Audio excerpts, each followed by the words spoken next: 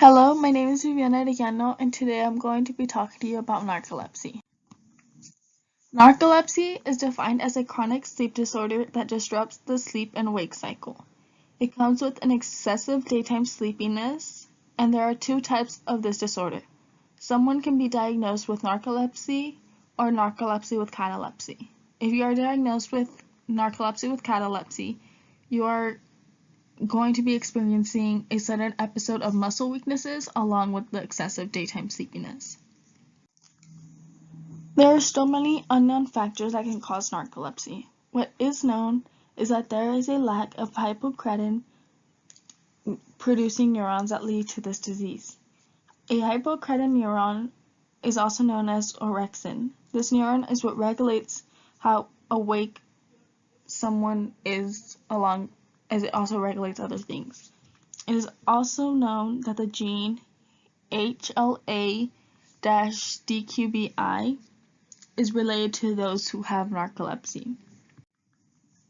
There are various steps to being fully diagnosed with narcolepsy. The first step is known as a preliminary diagnosis, which is where you and your doctor discuss the common symptoms of narcolepsy, which usually is the excessive daytime sleepiness, always wanting to be asleep. The second step is an overnight analysis in which a nurse will monitor your sleep cycles, your oxygen levels, and your eye movements. The third step is to have a sleep history in where you would fill out paperwork just discussing how long you have had your symptoms. You also give family records. Sometimes it's asked to know if past family members have been diagnosed with narcolepsy. The fourth step is to have a polysomnography, which is more of an in-depth overnight sleep test in which it records your brain waves, your oxygen levels in your blood, your heart rate, your breathing, eye, and leg movements. Lastly, to be diagnosed, you will need to take a sleep latency test, which measures how quick you fall asleep in a quiet environment during the daytime. The treatment of narcolepsy is sectioned into 3 different areas, the most common being medication. The most common medicine is Adderall, which is meant for someone to stay awake more throughout the day, and Xyrem, which is taken at night and is meant for someone to be able to sleep better with less interruptions.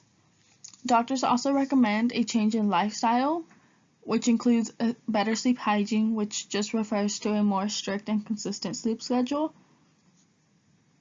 There's also a limit of food consumptions that are unhealthy, just because that affects the body and the brain. And lastly, they also recommend exercise for a person to better their breathing, which can help them sleep better. Lastly, herbal medicine is also recommended as an alternative. There's a lot of patients also relying on prayer, meditation, and acupuncture has also been known within the narcolepsy patients. Some other statistics is that only 20 to 25% of the people with narcolepsy are actually diagnosed, and it affects around 200,000 individuals. But out of those 200,000 individuals, only 50,000 are diagnosed. And of those 50,000 diagnosed, 8 to 12% have a family with narcolepsy. Symptoms are first diagnosed, which is the preliminary diagnosis, in teenagers knowing the symptoms, but the actual episodes of sleep throughout the day aren't experienced until the 25-35 year range. This disease can be lethal as sleep episodes can occur at any time, so if somebody's doing an activity such as driving, it can cause an accident. Narcolepsy is a recessive disorder, which has shown in the Punnett score there is only a 25% probability that somebody with 2 parents that are carriers will have the disease. This video will show a real life experience of somebody with narcolepsy. It helps to show how all of a sudden this disease can come into somebody, and it also shows the effects after a person when they experience these episodes.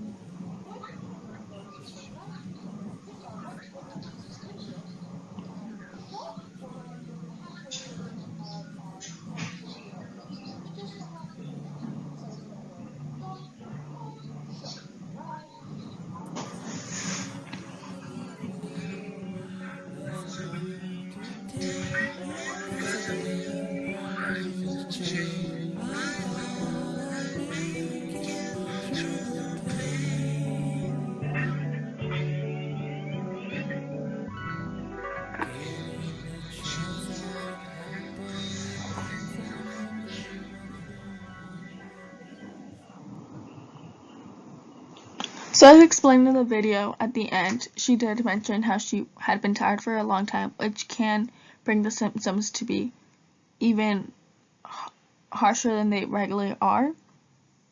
Another thing that should be mentioned is that this person has a certain narcolepsy with catalepsy, but some people's symptoms may be harsher, some people may have less of these symptoms. It just depends how severe you are on the scale of the disease. Some other facts that are to be known about narcolepsy is that a first-degree relative has 40 times the risk of having narcolepsy. This disease is also known as Gillian syndrome or narcoleptic syndrome. And currently, there are 3 ongoing clinical trials which a patient can be a part of. And that is all for this presentation on narcolepsy.